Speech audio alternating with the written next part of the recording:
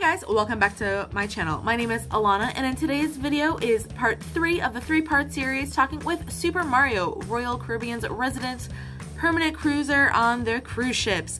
Today we talk about first-time cruiser tips, and for those who want to emulate his lifestyle living on the cruise ships full-time, he gives his best advice for you. Let's dive right in. But first, please do hit that red subscribe button if you enjoyed this series and give this video a big thumbs up.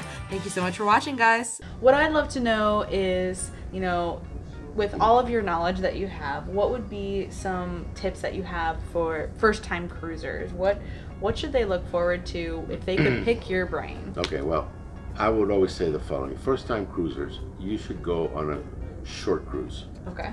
Do like a 3-day or a 4-day or a 5-day. That way you experience the cruise, and if you don't like it or something, that you didn't anticipate, it's only 3 days. You didn't waste a lot of money, you didn't waste a lot of time. Getting a taste of it. Get a taste of it, get a sample of it. And if you really, really like it, then you can, research the other ships and go on a 7-day or an 8-day, and then go on a bigger class of ship. And like, for example, don't go on the Oasis for 7 days. That's your first cruise. Why is that? I think you got nowhere else to go. You got nowhere else to go. Right.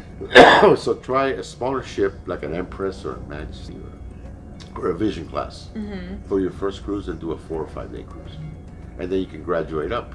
That's an interesting perspective. I wasn't actually expecting you to say that. Yeah. Only because, first-time cruisers might be expecting a lot of the activities that they see on commercials, and, everything that is really broadcasted and promoted is all of these super fun activities. And if you go on a smaller ship, I feel like there might be a little bit of room for disappointment if you don't have, all of the fun innovation.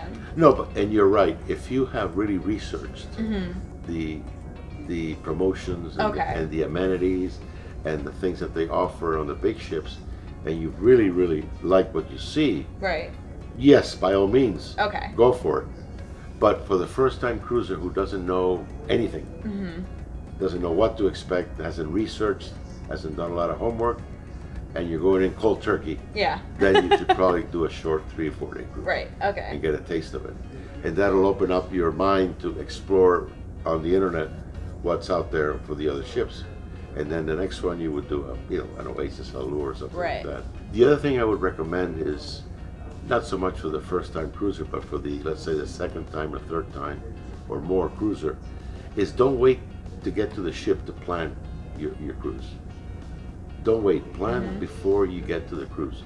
Go on the website and do your research as to what the ships offer, what shows, what specialty restaurants, excursions, and plan your week. It goes by fast, doesn't it? Yeah, and you can book online in the cruise planner. You can book your restaurants, you can book your entertainment, you can book spas, you can book shore excursions, and even at a better price. So by the time you get to the ship, you should have a schedule of day 1 through 7 or whatever, and what you're going to do each day and what time. That way, when you get on the ship, you don't have to waste time finding out where to book this, where to book that. And then you're not disappointed knowing that, you didn't prioritize ice skating and you didn't get to do it because you didn't really know about it, and you weren't prioritizing all of these activities that you wanted to see. Exactly. And you make sure that you make time for it. So I think research is important for sure. It's not one of my strong suits, but trying something for the first time, you want to make sure you have the best experience possible. So definitely, I love that advice. That's great advice. And you would do it holistically. In other words, plan everything, not just, for example, I've seen people say, well, I'm going to go to a specialty restaurant at 7:30 on day number 3, and that's all they do. But then when they get on the ship, they go, oh my God, Greece is on 7 o'clock on day number 3, so I'm going to have to cancel. I can't do both. Right, yeah. I want to go see Greece, and I want to go have dinner at the restaurant. And I didn't know that Greece was going to be on. Well, plan everything, entertainment and dinners and everything at once. So yeah, there are a lot of resources that you can kind of do your research ahead of time, even access the cruise compasses, and if you really want to do a deep dive into all the activities and doing your homework wholeheartedly, that's totally out there and available for you guys to a ton of information. And then have these blogs. Yep. The Royal Caribbean blog. Yes, right? with Matt. With Matt. Yeah. There's a ton of information there. There really is. A ton of information. Yes. You know, like for example, the drink packages and the internet packages and the, you know, all those things that you can actually get a discount for if you plan ahead. Right. Yeah, exactly. Yeah. So for anyone who doesn't know, I will link in the description box below Matt with Royal Caribbean Blog. He has an awesome blog and also posts a lot of the cruise compasses. So we're going to be even sharing our compasses from this cruise with him. So if you're interested in checking that out, I'll link it down in the description box below and you can check that out. So now that we talked a little bit about first-time cruisers, getting that taste, what if someone is ambitious as you are and wants to take on cruising as a lifestyle?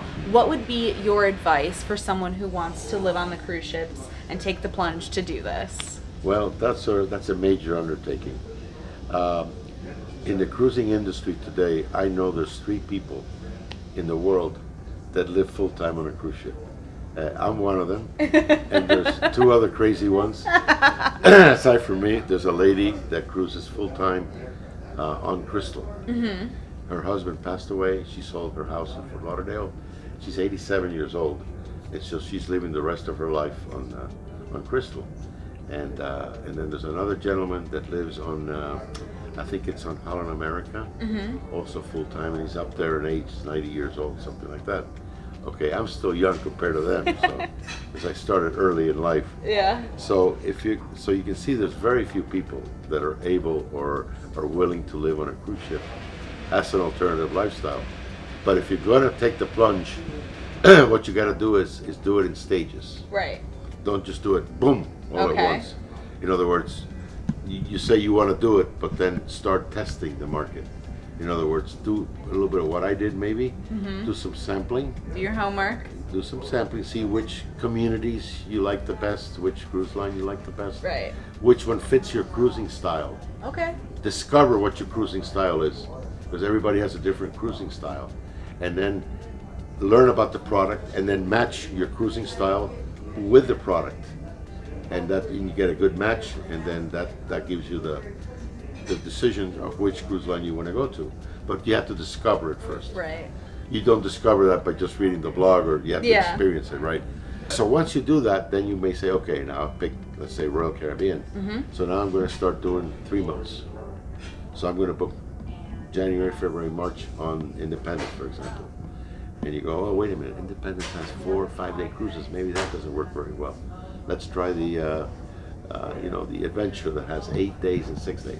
Okay, so try that, do it for 3 months, and then stop the action and see how did you feel? What gaps were you missing? Did you pack the right stuff? How did you feel? Did you miss your children? Did you miss your grandchildren? What happened to your mail? Right. What happened to this? What happened to that? And you know, if you're going to do it, if you're solo, it's easier. If you're going to do it with your partner or your spouse, it's a lot tougher. For sure. You know, because, I imagine. Yeah, because you know, when you're with your spouse and you have a family, you know, you don't want to be away from people. Talk about their grandchildren all the time. Oh, I don't want to be away from my grandchildren. You know, wow, not children, grandchildren. That seems to be the real barrier to breaking away and going cruising for full time. And then you've got your network, your social network at home. You know, community activities at church, you know, your friends, your golf. You want to go golfing. You want to go this. You have to break away from all that. Right. You have to leave that behind. And then when you start to be on a cruise ship like I was over extended periods of time, you lose all your friends on land. I've lost all my friends on land. I've lost contact with all of them because they got tired of calling me. And I'm never there. Yeah. So over time, you begin to shed your old friendships, acquaintances, but you come up with new ones. Right. On the ocean. You meet new people, and you get to know them, and then you cruise together. And for example, that group over there, they're very good friends of mine. You know, and so we cruise every year. Every year I see them on cruise ships. Right.